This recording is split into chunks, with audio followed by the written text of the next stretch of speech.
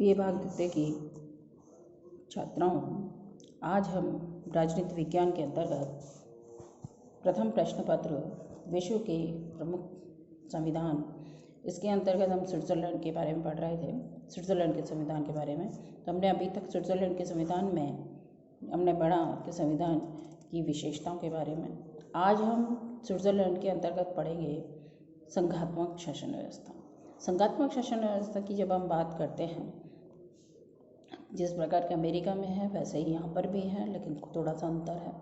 Switzerland राज्यमंडल, Swiss राज्यमंडल जो है 23 प्रमुख संपन्न कैंटनों की जनता से मिलकर बना है।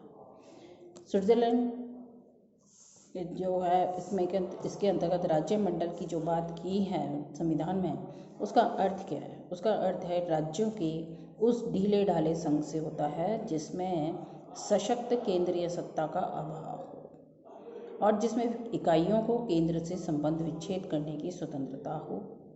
लेकिन स्विट्ज़रलैंड में केंद्रीय सत्ता पर्याप्त शक्तिशाली है और कैंटनों को संघ से संबंध विच्छेद करने का अधिकार प्राप्त भी नहीं है। स्विस संविधान की संघवादी तत्व, इसमें कौन कौन से तत्व पाए जाते हैं जिससे कि हम इसको संघात्मक शासन व्यवस्था कहते हैं। पहली बात है लिखित और कठोर संविधान। यहाँ पर संविधान लिखित है, 1874 में बना, 1848 में, 1874 में बना। और कठोर संविधान है क्योंकि जब संविधान में संशोधन का जो अधिकार है वह केवल सरकार को ही नहीं है, वरन इसमें जनता को भी अधिकार दिया गया है, राज्यों को भी दिया गया है। इसीलिए यहाँ लिखित और कठोर संविधान है। दूसरा है शक्तियों का विभाजन है। जिस प्रकार अमेरिका के अंतर्गत है शक्तियों का विभाजन गणना एवं अवशेष के सिद्धांत के आधार पर, तो यहाँ पर भी गणना एवं अवशेष के सिद्धांत पर शक्तियों का विभाजन पाया जाता है। तीसरी बात आती है न्यायपालिका की सर्वोच्चता। कैंटनों के द्वारा निर्मित कानूनों को अवैध घोषित करने का काम जो है वो किसको है? केवल न्यायपालिका को है। यहाँ पर केवल वो कैंटनों के द्वारा जो बनाए गए कानून हैं उनको ही वह अवैध कर सकते हैं। संघीय व्यवस्थापिका द्वारा जो निर्मित कानून हैं उनको वह अवैध घोषित नहीं कर सकता। तो इस प्रकार क्योंकि कैंटनों की तुलना में संघ को अधिक महत्व दिया गया है, क्योंकि कैंटन के विधानमंडलों के द्वारा जो कानून बनाए गए हैं वो यदि संघीय कानून के विपरीत हैं तो उन्हें अवैध घोषित कर दिया जाता है। उच्च सदन में यानी सीनेट में इकाइयों का समान प्रतिनिधित्व पाया जाता है, जिस प्रकार अमेरिका में पाया जाता है, जबकि वहाँ पर पूर्ण समस्त राज्यों को अपने दो प्रतिनिधि भेजने होते हैं, चाहे वह छोटे राज्य हों चाहे बड़े राज्य हों। इसी प्रकार स्विट्ज़रलैंड के अंतर्गत जो पूर्ण कैंटन है, या क्योंकि यहाँ पे पूर्ण कैंटन और अर्ध कैंटन है, तो पूर्ण कैंटन है तो वो तो दो प्रतिनिधि भेजेंगे और जो अर्ध कैंटन है वो अपना एक प्रतिनिधि भेजेंगे। तो इस प्रकार समान प्रतिनिधित्व है। दूसरी नेक्स्ट बात आती है कि संशोधन कार्य में इकाइयों की शक्ति है, क्योंकि जब भी कोई संविधान में संशोधन होगा तो केवल केंद्रीय सत्ता के द्वारा ही नहीं, वरन जो राज्यों की विधानमंडल हैं उनको भी अधिकार दिया गया है कि वे अपनी सहमति या असहमति प्रदान करें। नेक्स्ट जो संघात्मक शासन व्यवस्था में संघवादी जो तत्व में वो बात आती है वो है तिहरी नागरिकता पाई जाती है। देखिए इसके अंतर्गत भारत में एक ही नागरिकता है, हम भारतीय नागरिक हैं। अमेरिका के अंतर्गत दोहरी नागरिकता है, वहाँ पे संघ और राज्य की नागरिकता पाई जाती है।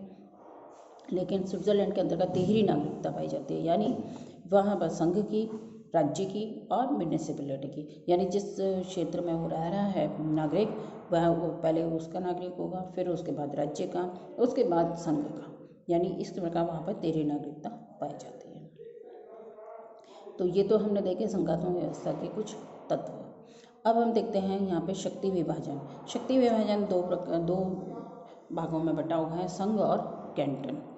तो संघीय अधिकार जहाँ पर कि केवल संघ की उन शक्तियों पर केवल संघ का अधिकार पाया जाता है और बस केवल उस पर संघ ही निर्णय ले सकते, कैंटनों को ये अधिकार नहीं होता।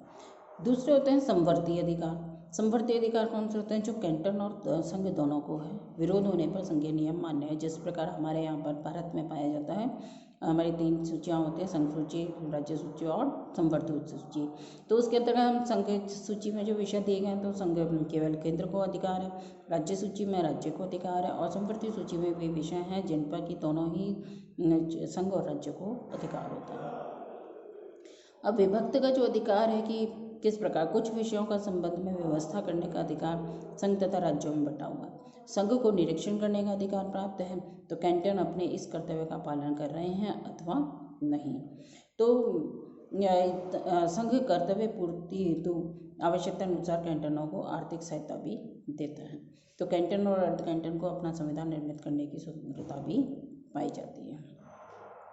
3 बातों के आधार पर जो कैंटन है वो अपने स्वतंत्र संविधान का निर्माण कर सकते हैं।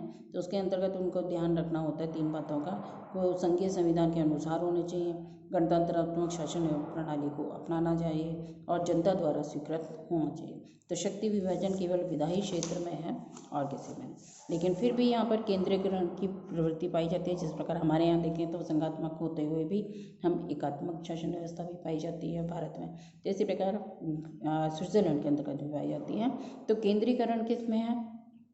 पहली बात है संविधान द्वारा महत्वपूर्ण शक्तियाँ संघीय सरकार को सौंपना, क्योंकि संघीय सरकार को जब जो महत्वपूर्ण अधिकार दिए गए हैं तो वह अपने उन महत्वपूर्ण विषयों को शक्तियों को प्रयोग करने के लिए वह अन्य शक्तियों का भी अपने अंतर्गत निहित कर लेते हैं। दूसरी बात आती है कि संवर्ती सूची में अंतिम शक्ति जो है केंद्रीय सरकार को होती है, क्योंकि संवर्ती सूची में जितने भी विषय दिए गए हैं उनमें यदि विवाद की स्थिति उत्पन्न होती है तो संघीय सरकार का ही महत्व होता है। तीसरी बात आती है कि केंद्र द्वारा कैंटनों के अधिकार क्षेत्र में हस्तक्षेप की व्यवस्था, क्योंकि केंद्र जो है समय समय पर कैंटनों के अधिकार क्षेत्र में भी हस्तक्षेप करता है। जैसे अशांति और अव्यवस्था हो, नागरिक अधिकारों की रक्षा करनी हो तो वह केंद्र जो है उसमें हस्तक्षेप करता है। फिर आता है कैंटनों के कानूनों पर संघीय कानून की प्राथमिकता, क्योंकि कैंटन जो है कानून तो बनाते हैं लेकिन उनको संघीय कानून के आधार पर ही बनाने होते हैं। कैंटनों की केंद्र पर वित्तीय निर्भरता, क्योंकि कैंटनों को स्वतंत्रता तो दी गई है लेकिन वह अपने उन समस्त कार्यों को संपन्न करने के लिए उसे वित्त की आवश्यकता होती है और वित्त केंद्र के द्वारा मिलता है। तो इसलिए वह निर्भर किस पर होते हैं? केंद्र पर ही निर्भर हो जाते हैं। और संघीय सरकार का नियंत्रण होता है, क्योंकि जितने भी शांति एवं व्यवस्था बनानी हो, कुछ और भी जो भी निर्णय लेने हों तो उन सब पर संघीय सरकार का ही नियंत्रण होता है। कैंटनों के अधिकार क्षेत्र को सर्वोच्च न्यायालय का संरक्षण प्राप्त नहीं होता है, क्योंकि वह जो भी अधिकार क्षेत्र हैं वो सब किस पर अगर विवाद की स्थिति होती है तो संघीय सरकार जो है उन अधिकार क्षेत्रों में हस्तक्षेप कर देते हैं, जो फिर हमने पहले भी पॉइंट में पढ़ा है। व्यावहारिक राजनीति में यदि हम देखें तो केंद्रीकरण के तत्व बहुत अधिक पाए जाते हैं। क्यों? क्योंकि यहाँ पर सामाजिक सेवाओं के लिए निरंतर बढ़ती हुई मांग है, क्योंकि आज हम देखते हैं तो राज्य के स्वरूप में परिवर्तन आ गया, आज लोक कल्याणकारी हो गया, तो इसलिए संघीय सरकार का ज़्यादा महत्व हो गया। यातायात के साधन तथा उद्योगों में यंत्रीकरण तथा औद्योगिक क्रांति हो गई है, तो इससे भी केंद्र की स्थिति बढ़ गई है। युद्ध की स्थिति बनी रहती है और आर्थिक अवसाद भी होता है। तो उपर्युक्त विषय अत्यधिक व्यापक हैं, अतः केंद्रीय सरकार धीरे धीरे देश के आर्थिक जीवन की संरक्षिका बन गई है। तो इस प्रकार हम देखते हैं तो संघीय व्यवस्था में कैंटनों की एक महत्वपूर्ण स्थिति फिर भी पाई जाती है। तो संविधान द्वारा कैंटनों को न केवल अवशिष्ट शक्तियां प्रदान की गई हैं, वरन निकटवर्ती राज्यों के साथ संधियां करने तथा सेना रखने की ऐसी शक्ति भी प्रदान की गई है जो साधारणतः संघ राज्यों में इकाइयों को प्रदान नहीं की जाती हैं। तो संवैधानिक संशोधन कैंटनों की स्वीकृति से ही किए जा सकते हैं और नागरिकता तथा राजनीतिक गतिविधियों का मूल केंद्र कैंटन ही है। वास्तव में स्विट्जरलैंड के स्विस संघ के अंतर्गत केंद्र सरकार और कैंटनों की सरकारें दोनों को ही अपने अपने क्षेत्रों में महत्वपूर्ण स्थिति प्राप्त होती है। अधिकांश संघीय कानूनों की क्रियान्विति कैंटनों की सरकारों द्वारा ही की जाती है कि नवीन संविधान के द्वारा केंद्र सरकार और कैंटनों की सरकारों के बीच आपसी सहयोग की भावना और स्थितियों को प्रबल बना दिया है। तो आज हमने देखा संघात्मक शासन व्यवस्था।